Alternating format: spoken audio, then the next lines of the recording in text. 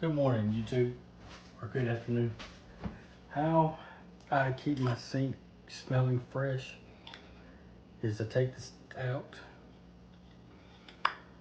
take these apart,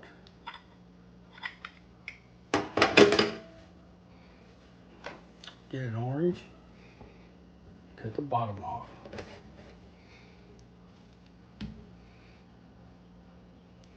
Put a hole, be careful, don't cut your finger. Put a hole in the center.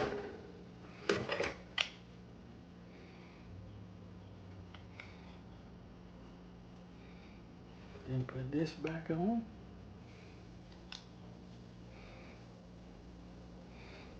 And that keeps your sink smelling fresh. Thanks for watching. Please like and subscribe.